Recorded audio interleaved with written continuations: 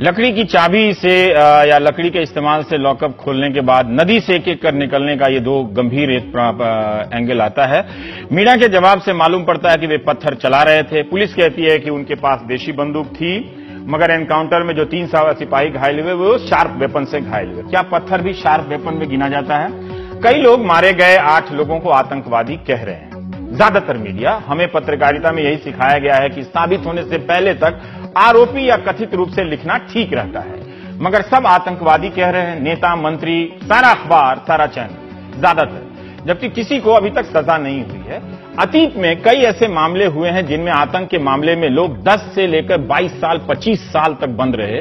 उन्हें आतंकवादी ही कहा जाता रहा, मगर उनके खिलाफ कोई सबूत नहीं मिला और वो बाइज्जत सुप्रीम कोर्ट तक से बरी हुए। आतंक के आरोप में तमाम अदालतों से बरी हुए 24 ऐसे लोगों की कहानी संकलित कर जामिया टीचर्स सॉलिडेरिटी एसोसिएशन ने एक किताब प्रकाशित की है। किताब का नाम है फ्रेम्ड, डैम्ड, एक्विटेड। इस किताब में बरी हुए हर केस के पीछे मीडिया की क्लिपिंग भी है, जिसमें आप देख सकते हैं कि गिरफ्तारी के वक्त मीडिया कैसे सबको आतंकवादी कहने लगता है। मीडिया ही नहीं, उनके रिश्तेदार, दोस्त, सब आतंकवादी कहने लगते हैं और दूरी बना लेते हैं। आप हमारे स्क्रीन पर इस वक्त अब आगे देखेंगे 2 तस्वीरें। एक तस्वीर उस नौजवान की है जब वो 20 साल का था 1994 में, और एक तस्वीर 31 मई 2016 की है जब वो 43 साल का होता है। इन 2 तस्वीरों के बीच इस शख्स की जिंदगी के 8150 दिन जेल में गुजरते हैं। 23 साल जेल में गुजरने के बाद एक दिन सुप्रीम कोर्ट से आदेश आता है कि जिन बयानों के आधार पर निसार को आजीवन कारावास की सजा दी गई वो सबूत के तौर पर पर्याप्त नहीं है, बाइज्जत बरी किया जाता है। जेल से बाहर आकर निसार को लगा कि अब वो सिर्फ एक जिंदा लाश की तरह बचा हुआ है। 23 साल तक बगैर किसी गुनाह के जेल में रहने के बाद जब घर आया तो अब्बा इस दुनिया से जा चुके थे। अपनी अम्मी से लिपटा तो रो पड़ा, शायद बहुत ही रोया पड़ा होगा। ये चर्चा और इंटरव्यू आपने प्राइम टाइम में देखा होगा। कई राज्यों की पुलिस ने निसार को भी कई बम धमाकों में आरोपी बनाकर 23 साल तक जेल में रखा, मगर सुप्रीम कोर्ट ने उनके सबूतों को सिर्फ इकबालिया बयान के आधार पर उसे इतने सारे बम धमाकों में आरोपी बनाया जाता रहा। अब आप दर्शक तय करें। यह पूछा जा रहा है कि भोपाल के भागे सिमी कार्यकर्ताओं को कुछ लोग या कुछ पत्रकार या सेकुलर आतंकवादी क्यों नहीं कह रहे हैं। इस सवाल का जवाब दिया जाना चाहिए और पूछने वाले को बिल्कुल ये सही सवाल पूछने वाले पूछ रहे हैं, क्योंकि ये सवाल को लेकर सोशल मीडिया में बहुत भद्दी भद्दी गालियां दी जा रही हैं। मैं छोटा सा प्रयास करता हूं। सोशल मीडिया पर भद्दी गालियों के साथ सवाल पूछने वाले कह रहे हैं कि क्या इन्हें आतंकवादी इसलिए नहीं कहा जा रहा क्योंकि ये मुसलमान हैं। अव्वल तो ज्यादातर चैनल और अखबार आतंकवादी ही लिख रहे हैं, इसलिए ये शिकायत अब वाजिब नहीं है। शिकायत ये होनी चाहिए कि क्यों आतंकवादी लिख रहे हैं, पर खैर ये दूसरी बात है। निसार का ही केस लीजिए। मुझे आप पर यकीन है आप निसार की कहानी जानकर ये नहीं कहेंगे कि एक मुसलमान के साथ ऐसा नहीं होना चाहिए। आप यही कहेंगे कि किसी भी आम भारतीय के साथ ऐसा नहीं होना चाहिए।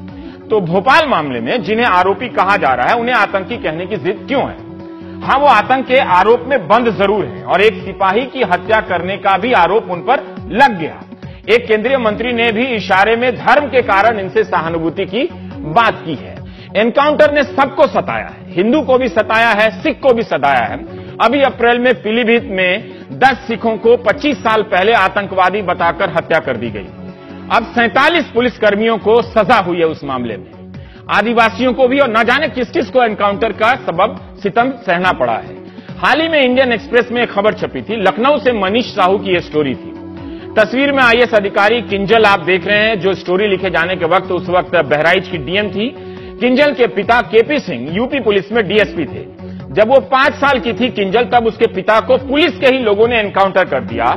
एनकाउंटर साबित करने के लिए केपी सिंह के साथ साथ गांव के 12 और लोगों को निकाल लाए और मार दिया। 31 साल तक इस बेटी ने यह मुकदमा लड़ा है बचपन से। इस बीच वो आईएएस अफसर बन जाती है, मगर बाप अधिकारियों की संगत में एनकाउंटर में मारा गया, कैसे बर्दाश्त कर सकती थी। 31 साल बाद कहानी यह निकली कि केपी सिंह खुद 2 अपराधियों को पकड़ने गए थे, लेकिन पीछे खड़े सब इंस्पेक्टर आरबी सरोज ने उनकी छाती में गोली उतार दी। इंस्पेक्टर सरोज को आजीवन कैद की सजा हुई। 12 पुलिस कैदियों को, अधिकारियों को सजा हुई। इनमें हिंदू भी थे और मुसलमान भी थे। इसलिए पुलिस के एनकाउंटर पर सवाल उठते रहना चाहिए। इसका हिंदू या मुसलमान से कोई लेना देना नहीं है। नहीं तो पीलीभीत के उन 10 सिखों से को आप क्या कहेंगे जिन्हें आतंकवादी बताकर 47 पुलिसकर्मियों ने मार दिया। इसका मतलब यह नहीं कि भोपाल जेल से भागने वाले अपराधी निर्दोष हैं। जब तक आरोप साबित नहीं होता तब तक वे निर्दोष भी नहीं हैं। लेकिन एनकाउंटर पर सवाल क्यों नहीं किया जा सकता है? जेल से कैसे भागे क्यों नहीं सवाल हो सकता है? रमाशंकर यादव की हत्या कैसे हुई यह सवाल क्यों नहीं हो सकता है? हमने यह भी देखा कि मालेगांव बम धमाके की आरोपी साध्वी प्रज्ञा सिंह ठाकुर के बारे में मीडिया ने कैसे लिखा। अव्वल तो हम आरोपी लिखता है या आतंकवादी लिखता है, हम सारे अखबारों को स्कैन नहीं कर पाए, वक्त नहीं था। लेकिन इंडियन एक्सप्रेस की हेडिंग आपको दिखाते हैं। इसमें सीधे पूरा नाम लिखा है।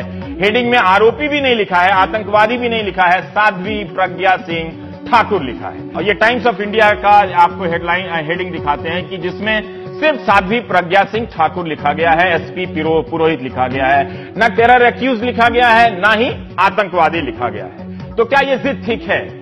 बेहतर है, अगर आपको यह सवाल ठीक लगता है कि इन्हें आतंकवादी ही कहा जाना चाहिए, तो आप, सरकार और अदालत ये तीनों मिलकर तय कर लें कि अब से पुलिस जिसे भी पकड़ लेगी वो चोर, डाकू, हत्यारा, बलात्कारी, आतंकवादी अंत तक कहलाएगा। आरोपी या कथित रूप से आरोपी नहीं लिखा जाएगा। सबके लिए नियम बन जाए तो सबको मुक्ति मिल जाए। मुझे इस वक्त तक, जब तक ये नियम नहीं बनता, आरोपी लिखने में कोई दिक्कत नहीं है। शायद नासिर या आईएएस अफसर किंजल को भी दिक्कत नहीं होगी। किंजल के पिता तो हिंदू हैं।